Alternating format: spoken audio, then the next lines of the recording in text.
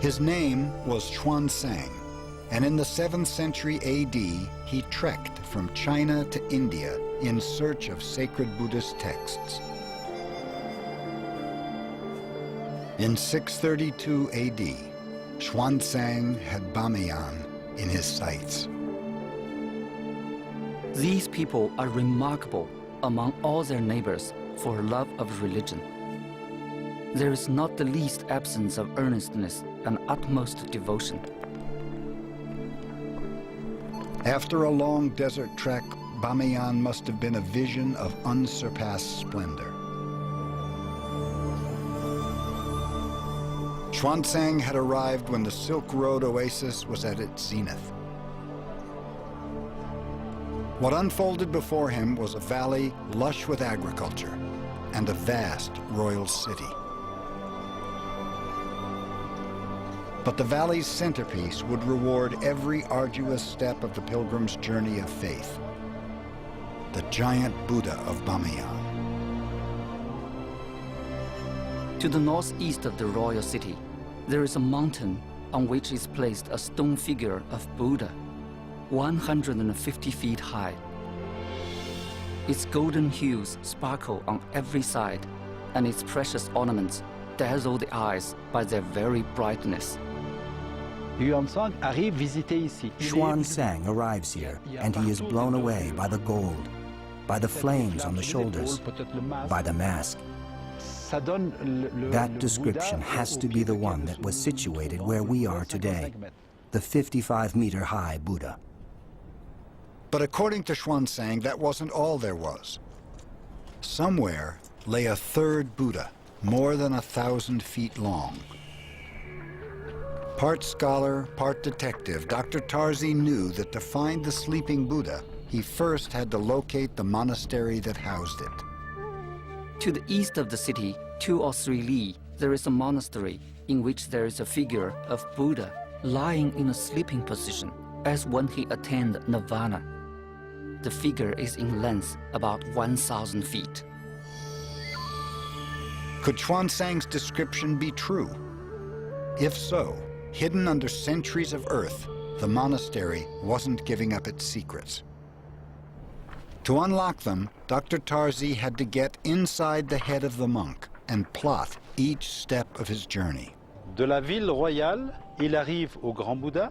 From the royal city, he went to the big Buddha. Between the 2 Buddhas, he arrived at the monastery of the ancient king. He left there and arrived at the 38-meter Buddha. That's the smaller of the 2 giant Buddhas which once stood here. Then came the critical last leg of Xuanzang's journey. Il vient de la ville royale. He leaves the royal city and travels a distance of 2 to 3 lis. He arrived at the eastern monastery, the monastery where he found the 1,000-foot Buddha. Pinpointing the eastern monastery's location has thwarted explorers for the better part of a century. Xuanzang's starting point, the royal city, hasn't been precisely located, and his unit of measurement, the ancient Chinese li, can mean 1/3 of a mile or 4/10 of a mile. That left acres of ground to explore. Tarzi and his team dug test trenches for 1 year, then 2. Still, no monastery. The excavation from the first year was over there, where the wheat is. This excavation showed us that there weren't any buildings in this area. So we decided to not excavate any more in this area, but moved over there, where there are more relics. Over there, at the end of year 2, Tarzi struck pay dirt. Outlines of an immense structure unlike any he'd seen before. Could this be Xuanzang's monastery? This year's excavation is a difficult one. It's like an autopsy of an enormous cadaver. I'm a bit lost in the guts, because the cadaver is huge. For Tarzi, one feature of the building provided a tantalizing clue. Structural supports designed to accommodate something of monumental size and weight. Look, take a look in this area. There is one wall, 2 walls, 3 walls, 4 walls. These walls were constructed very intelligently so that they would support an immense amount of weight. I think that we might be at the terrace level, where the big Buddha's feet might have been. In any case, it's very exciting. We have to be patient. We're looking for something big.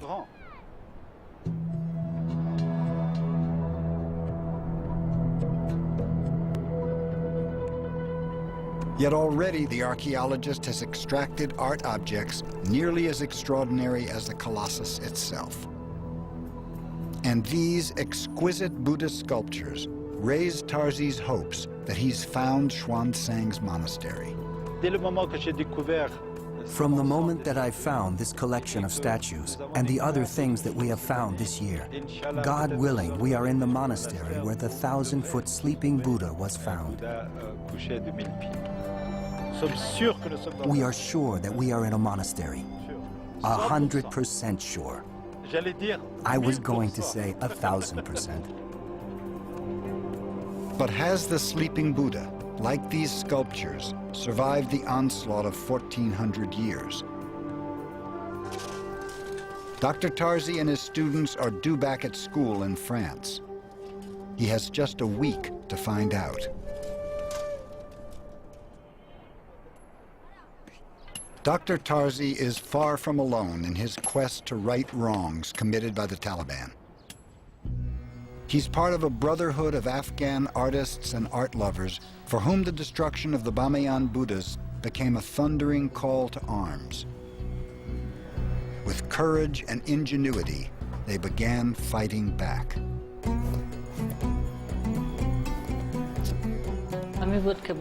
I became very sad when I heard that the statue in Bamyan had been destroyed.